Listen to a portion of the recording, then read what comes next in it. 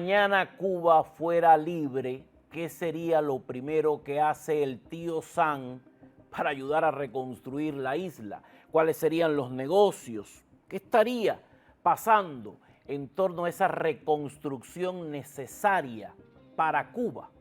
La persona más indicada para explicarnos este tema es el autor de La salsa secreta del tío Sam, el doctor Marrero, titular de El Segmentazo, que está listo para acompañarnos a esta hora. Doctor, bienvenido, gracias por su tiempo. Muchísimas gracias por la gentil invitación.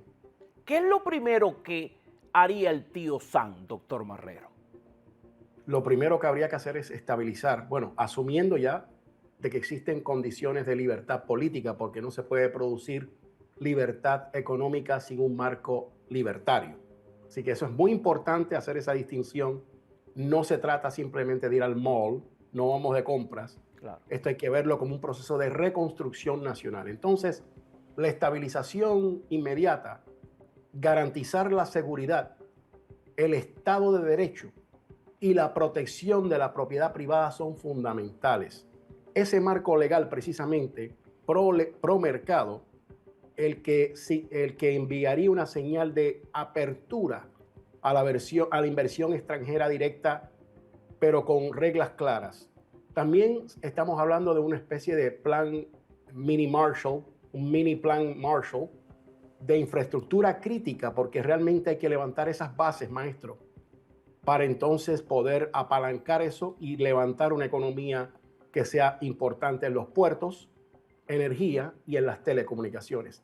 También tendría que considerarse la dolarización parcial o el anclaje monetario para frenar precisamente la inflación ante la incertidumbre y para generar confianza en la inversión, porque esa confianza la tiene que brindar una moneda que tenga condiciones para servir de aval a ese progreso, a esa bonanza económica. Y entonces, por supuesto, no menos importante, la integración rápida al sistema financiero internacional, del Fondo Monetario Internacional y del Banco Mundial. Esos son realmente los 5 elementos fundamentales que tendrían que hacerse primeramente bajo un nuevo gobierno democrático en una Cuba libre con el apoyo de Estados Unidos. Ahora, ¿dónde estarían las oportunidades reales de inversión para las empresas estadounidenses en una Cuba libre, doctor Marrero? Esta es una gran pregunta, Sánchez Gras, porque los sectores claves de la economía y de la inversión que tienen alto retorno, esto es muy importante saberlo. Primeramente, la energía.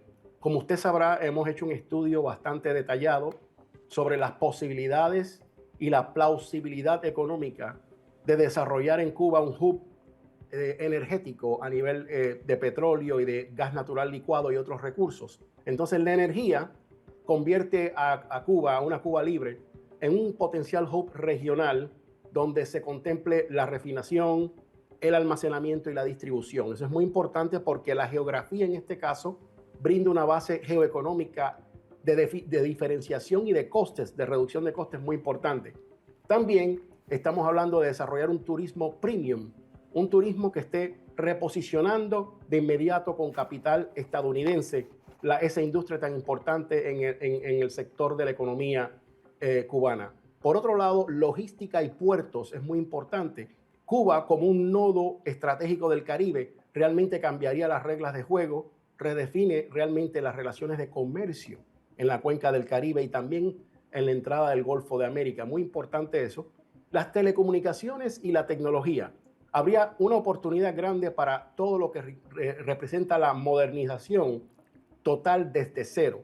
Cuba estaría en una posición donde pudiéramos ir a dar un salto cuántico y cualitativo realmente con la tecnología, ir a una etapa digital, pero con la infraestructura necesaria a nivel energético que posibilitaría ese cambio.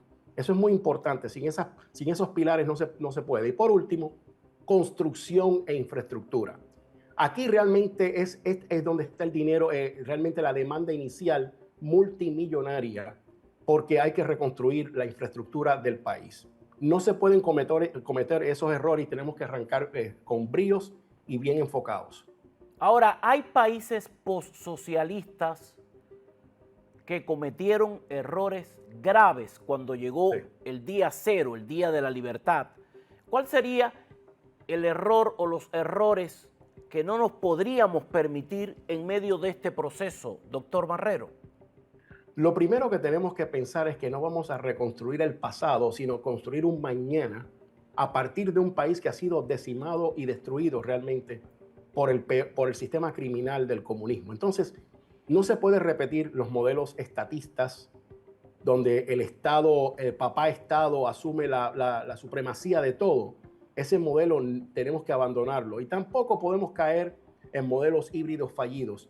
Realmente tampoco podemos apuntar hacia una privatización opaca donde no haya los niveles de transparencia necesarios para saber quiénes están detrás del capital y de las inversiones, como sugieren algunos modelos recientes de carácter oportunista que se están presentando en Washington por parte de sectores que comulgan con el régimen de La Habana.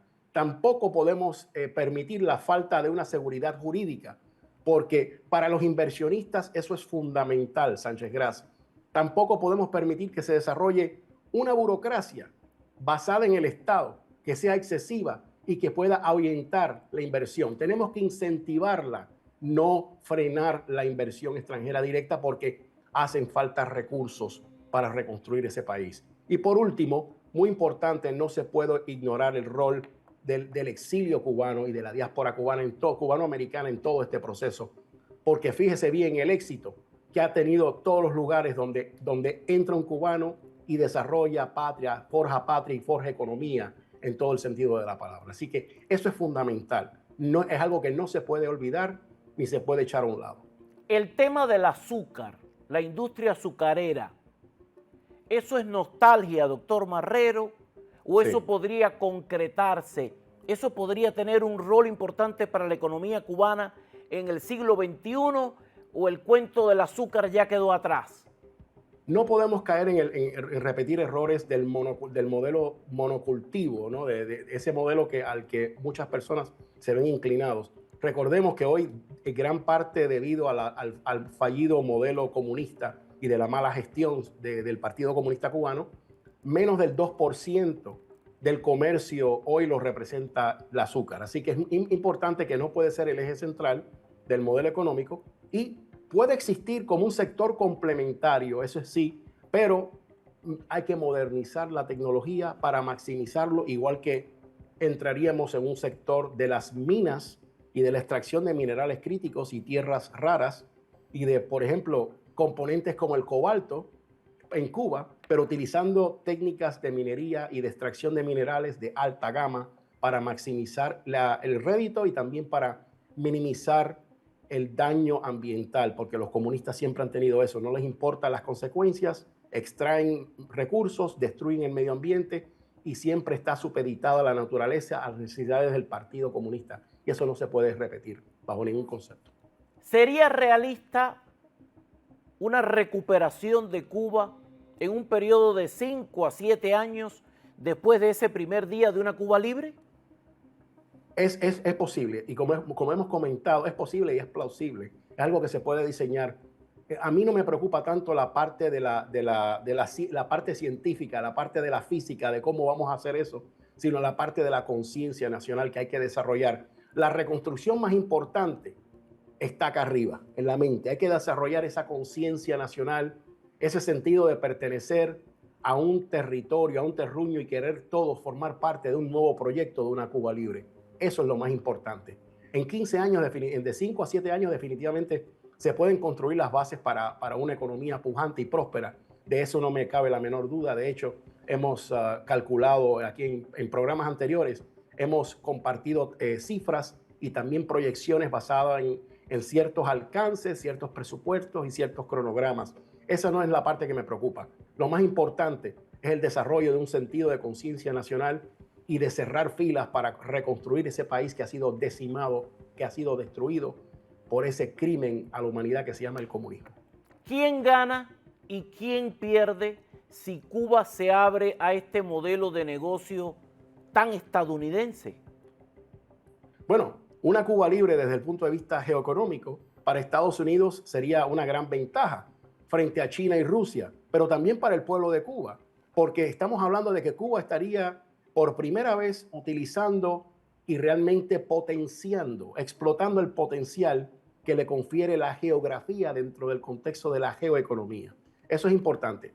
Una Cuba libre pasaría a tener control del Caribe occidental y de las rutas energéticas, y esto es fundamental, y esto nos brinda realmente una oportunidad histórica para el capital estadounidense y empresas de hispanos.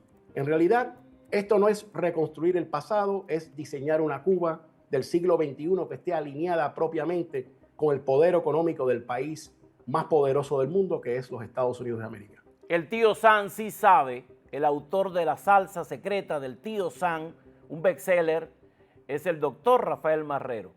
Él sí sabe lo que está hablando y por eso es el titular del segmentazo. De eso queríamos hablar, de ese futuro de Cuba que tiene que comenzar desde el primer día en el que llegue la añorada libertad. Gracias, doctor Marrero, por su tiempo. Lo espero pronto. Muchísimas gracias, maestro. Dios bendiga América y que viva Cuba libre. Amén.